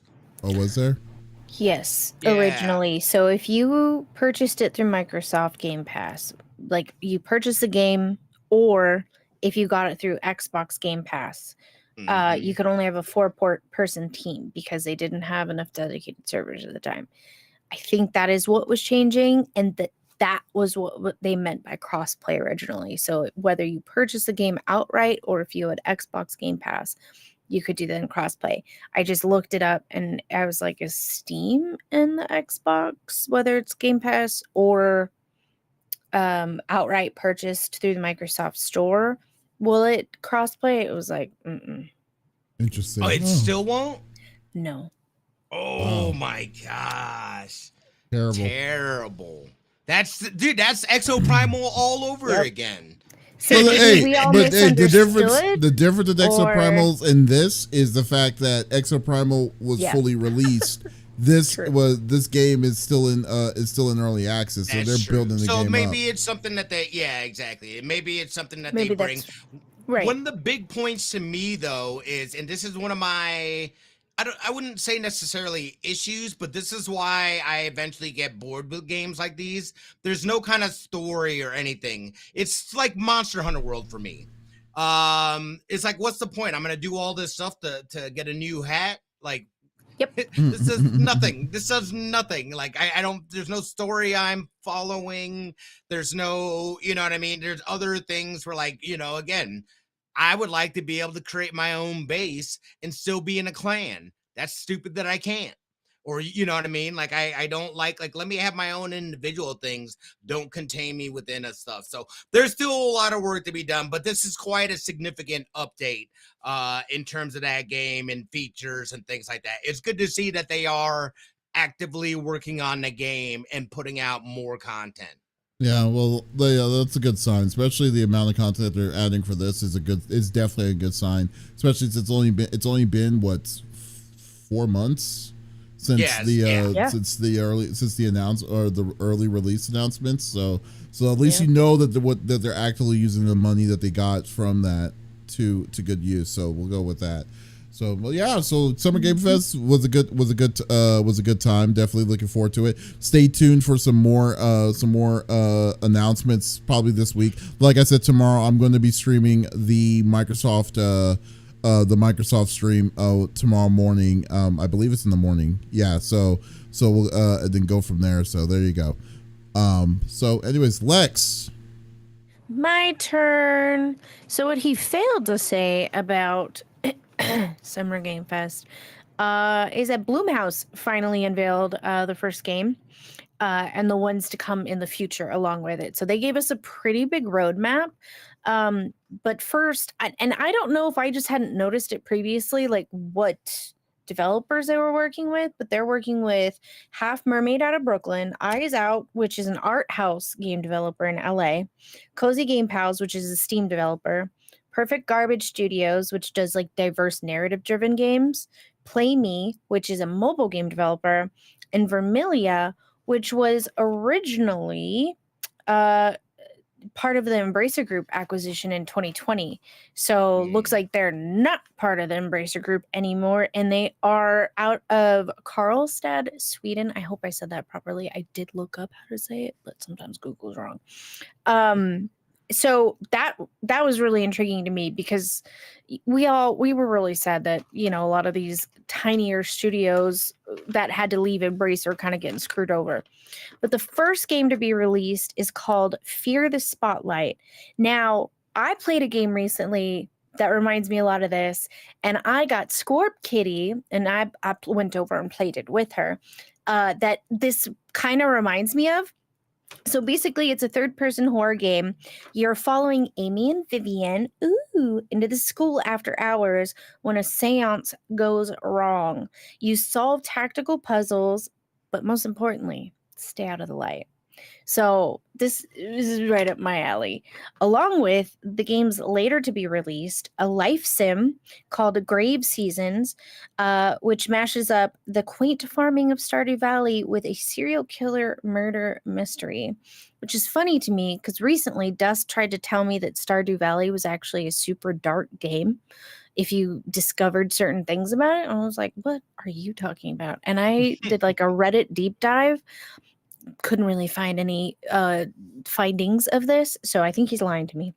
The next game, now I don't know, in what order these 3 games are coming out. So there's Grave Seasons, the sim, Sleep Awake, which is a first-person psychedelic horror game set in the future, which actually looks like it's going to be a Smitty's alley.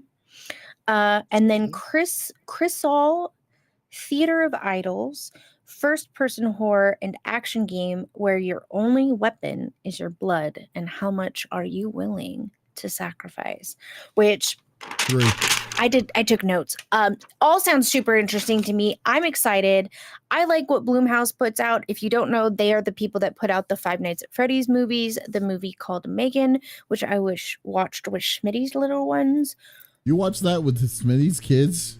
The littlest suggested it, and then the older said, yeah, let's do that. And I'm texting Squirt Kitty like, is this okay? She's like, yeah, it's totally cool. Are we sure about this?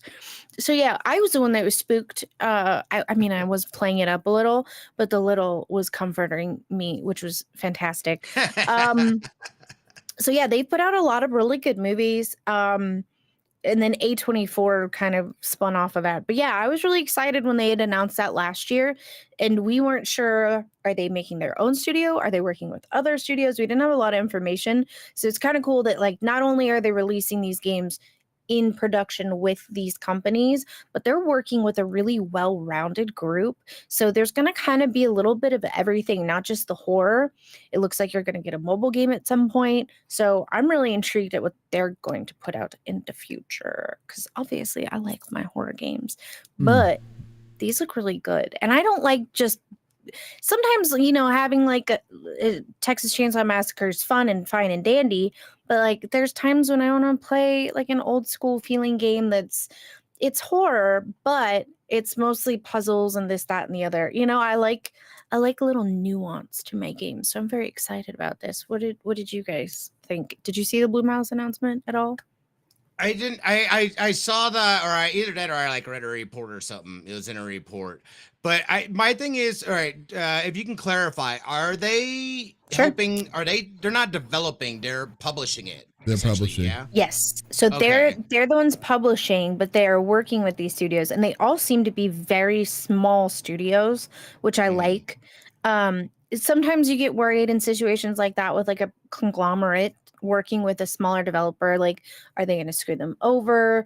Like, we have to watch things play out before we can kind of make our judgments on those things.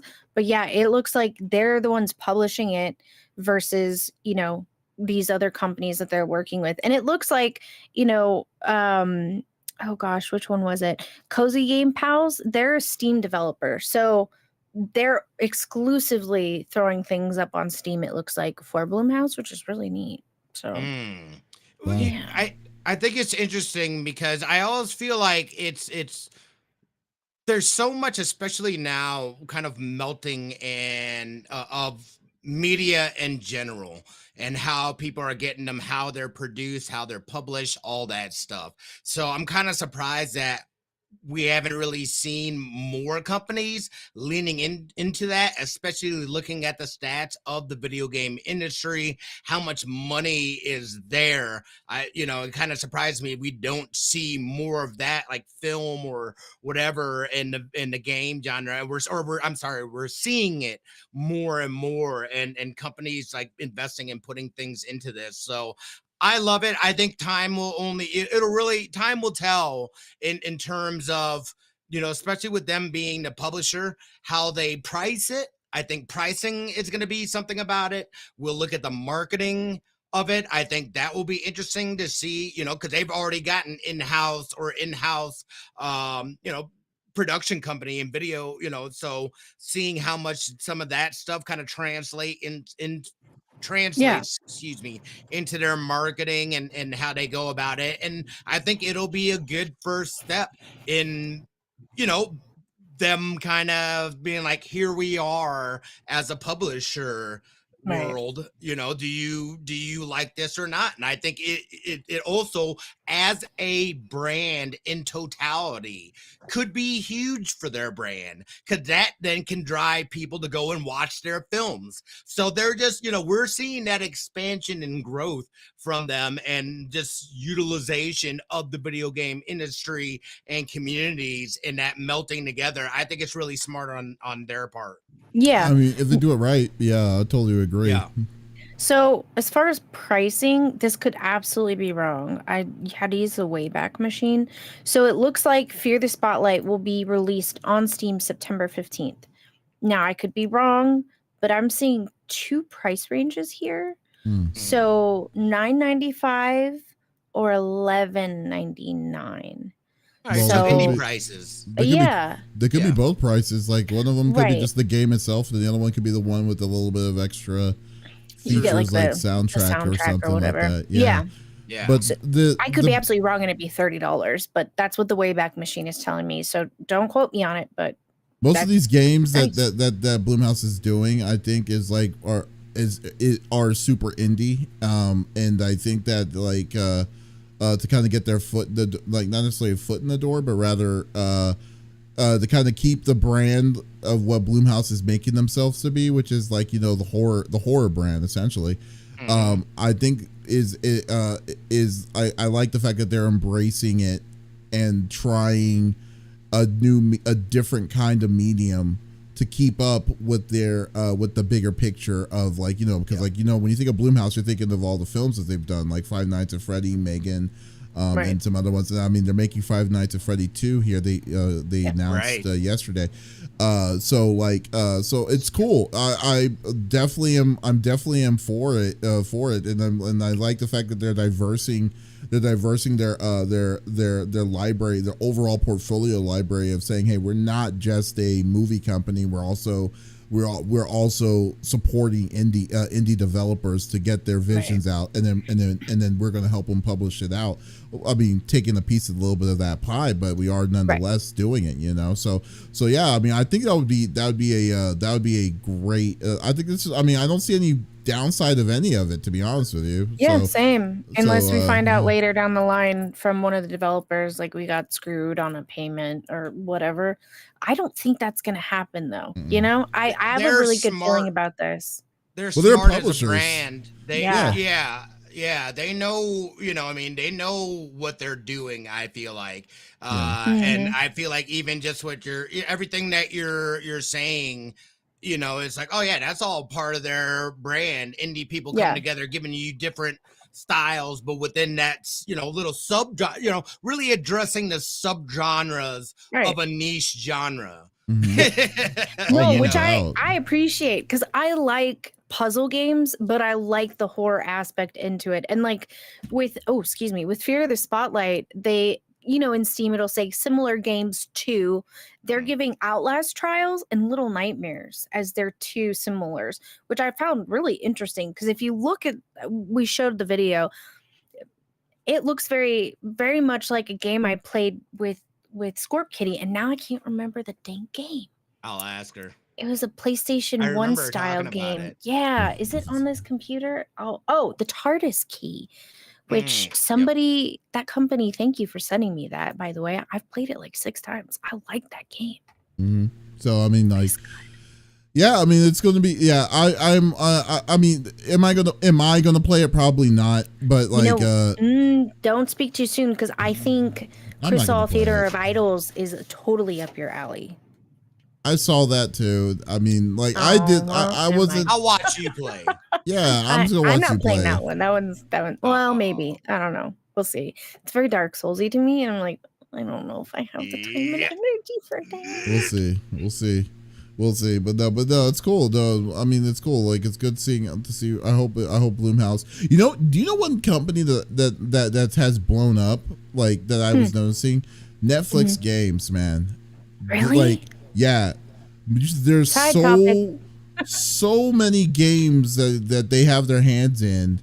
I was like, I totally underestimated it. Like, this is part of Summerfest? And they're working on native usage within the Netflix act. Netflix. I have that around here somewhere. Yeah. Hopefully, you have no idea. Like indie game. Well, first off, I have a friend that works in Netflix games, and but he says that like the amount of no one knows the amount of developing studios Netflix owns, because they've been on the DL, like for the most part they've been on the DL, and then the studios that they're usually picking up and acquiring is usually for phone games and stuff normally. But at the same time, at the same time, those same companies are also doing indie projects for PC and stuff like that, and then they're also going to be supporting that stuff to say, oh yeah, you can sell it on Steam, but you can also, but we're gonna put it on our on the servers as well, the AWS servers and stuff that they use, and provide it as a free game for people to play, like on the if you have a Netflix account. And I'm like, holy crap, yeah. But dude, like I am so surprised, like how many games said this is a Netflix game. Like you'd be surprised. Yeah, just keep an eye on them. Yo, they've been working silently. Yeah, I wonder if they have like I want to say offshore account. That's not what the term, but similarly, where like they are for their gaming section under a different name for the contracts they sign, so that we're not seeing that right in the open. You know what I mean? For it to I don't think that they're trying to hide anything. They're not hiding anything. Yeah, I just think it's just kind of floating underneath everybody's radar. I don't think, yeah, I don't think that I don't think that most people, when people think of Netflix, they're not thinking of gaming. They think of movies, and they also think of like streaming services. But then when you see the studio, and then you see, then you see the logo next to it, Netflix Games next to it, you're like, holy crap, really? They own, Netflix, you know what that logo looks like. Yeah. So and so they've like just been working, they're just working and building it up. I remember when we talked about this, when we first started hearing about it, it was just like, oh man, I was like, that's great and all, but like the interface of it is terrible. You got to go outside and go to the app store and do this. For them to have it directly in, not only this, but the other thing that's important is what's happening over in the EU and UK with their Digital Markets Act or Marketing Act or Markets Act. I'm sorry, will at least pave the way for Netflix to be able to do in-app stuff if they were to do this. It's like everything else. Feed it to the people, get them addicted, and then start charging them. You know what I mean? Eventually, I think it might. I'm just saying that's a bit of ways. They're just baby step building it, and I love seeing them. They've been just putting. They're not talking about it. They're just being about it. Yeah, they're basically just going in their own lane and just working with what they're working with. I mean, I'm pretty sure. I guess they could be like, yeah, we could afford losses and stuff if we needed to, but no, they're just doing their thing, man. So, anyways, but keep an eye out, man. Like, won't be surprised. It's like, oh, Netflix games is it's owned by Netflix. So yeah. Anyways, Smitty, why don't you close us out? What is your topic? Yeah, speaking of things that we've talked about or other times, I know that here, at least back in February, and this is, let's take it a little further back. We talked about it when the PSVR 2 was first announced, and this is no surprise to anybody. Sony and PlayStation has always been very much about proprietary accessories, which is a pain in the what if you've had to try to get their camera or any of that stuff. So PSVR 2, of course, is proprietary to PlayStation 5. Oh no! Out the gate, we were like, that's a mistake. That's a big problem, especially in the VR space, which is already in itself a niche space. they were moving like we were still in COVID times. Them times are, you know what I mean? Like that was like, it ain't like that. The industry isn't like that. So they announced we're working on compatibility with PC. Now, this is just me putting on my tinfoil hat. But I feel like this was kind of a ploy because ain't no way. When's the last time you saw somebody say, hey, we're working on this thing? And then 4 or 5 months later, you're saying, here's the release date of it. It's coming in August. I think August 17th or 7th. I can't remember exactly. I feel like they probably already, I feel like, had something in the can. The big caveat about this is that it's not an easy way to do it. You have to buy a proprietary box from them that essentially is a display port that connects from the PSVR 2 directly into you or into your PC, into this box, which this box then display ports into your PC as an out, so you're able to then play Steam VR games on your PlayStation VR 2. So it's just like, man, it's like you guys made it so it couldn't do it, and you say if you want to play them games, it's gonna cost you 60 ducats. So that's kind of lame. It's just like, it's not surprising at all the route that they are going with this, but it's like, why do you guys like literally hate money? It's the person that it's the people that I'm gonna create a problem and the fix for the problem. Right. I think they got themselves in the corner. I think because of because I think there were they put themselves in the corner itself on the whole situation with the PSVR because of two factors. One of the biggest factors is that they closed most of their first party studios down that were working on VR games, and when they did that was going to show. I mean, on the outside, it's showing that Sony isn't thinking of in the long run that PSVR is going to be as marketable as they thought that was going to be for longest of time. But yet at the same time, they decided that they thought it was a good idea to release a $500 virtual machine, a virtual machine that was supposed to be like the next for their VR brand, and unfortunately it failed. I mean, it legitimately failed for the most part. So I think that because, I mean, there was definitely an uproar of PSVR 2 owners that were saying, what are we gonna do? I mean, this thing is going to be basically useless if y'all not going to be supporting these kind of crazy games and stuff. We still want to use it. Excuse me. And now I think they kind of responded back on when it came to that, to be like, wow, these people already spent $500 on a system, let alone like $500 on a system that wasn't really a true system unless you had a PS5 with it. So you had to spend another $500 to for it to work correctly. And then wait a second, step back. Did you just say that the PSVR only works if you already have a PlayStation 5? I thought it could work on its own. It only works. No, you have to have a PS5 for it to play. So it's essentially $1,000. Yeah. Well, plus tax, you're looking at 12 something. Yeah. And then you're gonna say, well, we fixed it. Here's a $60 fix so you can port it to your PC. Do you also still have to have a PlayStation TV? No, you just need that $60 adapter for it, but like, to be honest with you, like, if they need it, like, they really should give this to the people themselves. But hey, this is I'm sure they have a short list of all the people that own the VR. Just mail it to them. The specs aren't even the same though. What? Through this display port, you would not get as good quality as if you were playing PS5 natively as well. So there's only so much, there's a half-ass fix.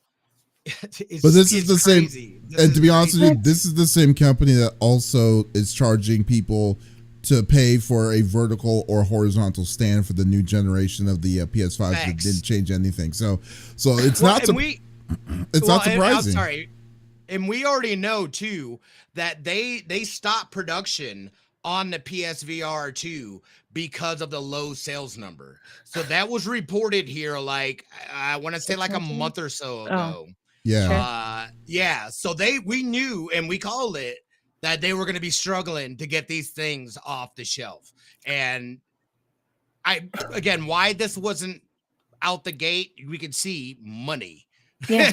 Yeah, it's a tall tale, man. Like, dude, no one was gonna dish out. I mean, like, there were obviously people that dished out some for it, but God, dude, that's a tall order. When you're hitting over $1,000 for thing, you're hitting PC pricing at that point, and it's like, why would I deal with that? Go out of my way just to spend this much just to get a head visor to. It's like the Apple Vision Pro, dude. Yeah, it's like, and at $3,500, like y'all thought that it's like, clearly you guys didn't read the room and the economy, because that is, I mean that thing alone has already dropped $1,000. Oh, it did? That's funny. Yeah. Oh, absolutely.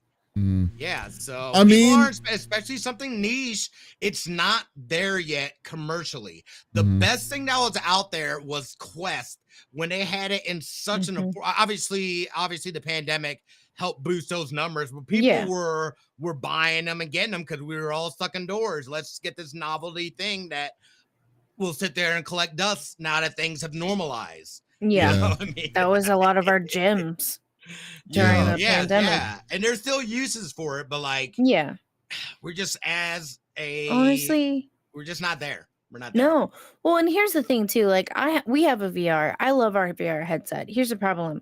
I'm little. I'm 5 feet. If you can't tell, these two are monsters standing next to me, and they're average human beings. So getting that thing to fit on my head comfortably is just, it's not there. Even with attachments and things. But I have the Help Wanted 2, which is a Five Nights at Freddy's game. Yeah. I played it twice, and I told Adam, I was like, man, I just really wish this was on like PC. And he goes, oh, well, don't worry. If you purchase the game, you'll get the PC version of this in like 6 months. I was like, I'm going to wait. I'm going to wait. Oh, yeah. I like the thought of VR. And then once I'm in it, I'm just... For workouts during COVID, it was great. I could play my little music game, get some cardio in, and feel better. Now, I think the cat plays with it more than we do. You know? Yeah. So I mean, is it like? People I don't guess. think I mean, through. I guess it's a good thing that to say at least to give you the option for it to not be a total brick. You can actually use it for your PC if you want to. But at the same time, it's like. Dude, we knew this was gonna go one way or the other, and this is just like the camera issue with the PlayStation 4. That's how I started streaming. Do you know how hard it was to find one of them suckers? The PS4 camera? The PS4 camera. Best Buy. I got in with the Geek Squad over there because a couple of them used to work for Circuit City on the Fire Dog team up at another location. And I went in, I was like, man, you guys, like, I need a camera for my PlayStation 4. They're like, good luck. There's like a shortage right now because it's proprietary. I was like, I know. If one comes in used, will you call me? And they did. But it took like 2 months. And that's how I started streaming in 2018. I got a I would set it up on books. I would open one of my like sock drawers and like stack my books and my camera. And God forbid a cat came in the room. It was over, you know? Yeah. But I just don't understand why they knew there was going to be a problem. They already had the fix for it. I'm telling you right now.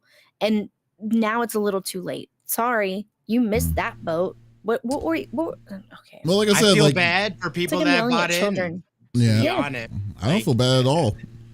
Like, I really don't. Like, hey, listen, some kids. You had you had the extra income, and then wanting to think that like dude, right. like. It's writing on the wall with what they were doing with like what the games that were coming out on PSVR itself. That, I mean, and don't get me wrong, there were some good games on there, but to say that I'm going to be to say I'm going to spend $500 on this thing. If you're willing, if you had the money to say yes, I'm going to pay $500 for this thing, and then deal with it and stuff, and then yet at the same time you were complaining that you can't play it on PC. That's on you, man. Like y'all put you dug yourself to believe that Sony knew what they were going to do, or that they were going to back it up. So I mean, and now with this adapter, it's like, at least, like I said, at least you don't have to find a jerry rigged way to get it working on your on your PC. True. You know. So there you go. So hey, it is what Davis it is. basically just said, "You're adults. If you got involved with the cult, that's your fault. It's on you. It's on you, big dog. If you see a child, if a child is the one that bought it or that did it, but let's face it, there's no way in hell that was the case. I don't believe that the kid just openly said I want to get PSVR 2 and then they're like, here you go. No, these are all adults that are doing this stuff. So there you go. Oh man, but anyways, folks. Thank you for listening to episode number 222 of the CFG Gamecast. Thank you for being a part of the conversation as always. We will be back again next week with a whole new set of topics and stuff. But if you did miss out on this episode, that is perfectly all right. We do release this episode. We release each and every episode at the beginning of each and every week. So there is absolutely no reason to miss out on our sexy voices. Guys, also be sure to check out our website confixgeeks.com and check out the stream tomorrow for the Microsoft stream for the show, the Microsoft showcase that on our Twitch page, CFG Games on Twitch. So once again, this is Davis, Lex, and Smitty signing out. Y'all take it easy. Okay, well, bye bye.